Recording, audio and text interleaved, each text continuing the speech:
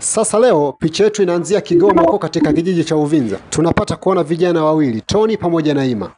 Huyu ambaye yuko peko anaitwa Ima, na huyu ambaye amevaa kitu cha Bob Marley huyu hapa chenye picha ya mjani anaitwa Tony. Ima aliachiwa baskeli na kakake azikodishe. Mtu anakuja anatoa maokoto, anachukua baskeli anaondoka nazo. Lakini kuna mwana huyu hapa Tony, yeye alikuja akataka kuchukua baskeli afu hataki kutoa maokoto. Basi Ima akana bishana naye. Tony akamwambia anaenda one time maskani kufuata kaya, then nageuka. Ima akana anamwambia mwana, "Wewe, nimekabidhiwa baskeli hizi hapa chuma sio za kwangu. Toa maokoto, uchukue usafiri uondoke."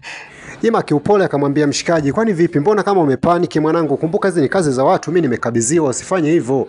Basi pale Tony akaonekana kama amepaniki sana, akaamua kumrukia maana pale. Ngumi zikaanza. Katika harakati za kupigana nini, watu hakuna anayeamlia. Wote wapo kimya, wanasikilizia tu ngumi. Ima akanarusha mkono, Tony anarusha mkono. Lakini Ima akawa anapeleka ngumi kwa spidi sana. Tony akaonekana kama amezidiwa hivi.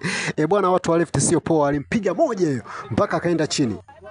Ima alishambulia ngumi za moto pale, hakuna anayeamlia, washikaji wote wameangalia. Si unajua waa tena kwenye ngumi wenzako ndo wanapendaga, na mavitu ya ugomvi wanapendaga, hakuna anayeamlia nini. Kigoma ni huko, kukienda Kigoma hakuna kupaniki wala hakuna ugomvi. Yaani usilete masiara kwenye mbele za watu kasema kwamba nitaamuliwa. Ngumi zikawa zinapigwa hapo, watu wameangalia tu. Basi mwisho wa siku Tony akaamua kusimama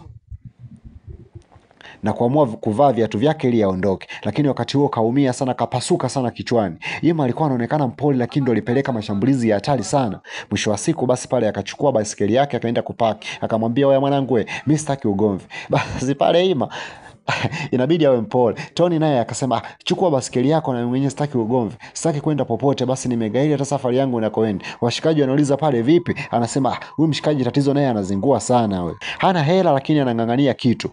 Mshikaji akasema, "Mimi nitaka niende hapo karibu tu, lakini yeye ananikataza basikeli yake. Mimi sijapenda la nini." Basi pata watu kwa mbali wakawa wanasema, "Fanyeni basi kama ugomvi umeisha, acheni masuala ya ugomvi, ni mautoto." Lakini wakati huo Tony akiwa kapasuka, yani alionekana kama kachanganyikiwa kabisa, hata njia ya kuendea home amesahau. Ima akasema, "Mimi sitaki masiara kabisa." Pale mshikaji basi akawa anajifanya ana paniki pale, anaondoka kama haelewi kinachoendelea.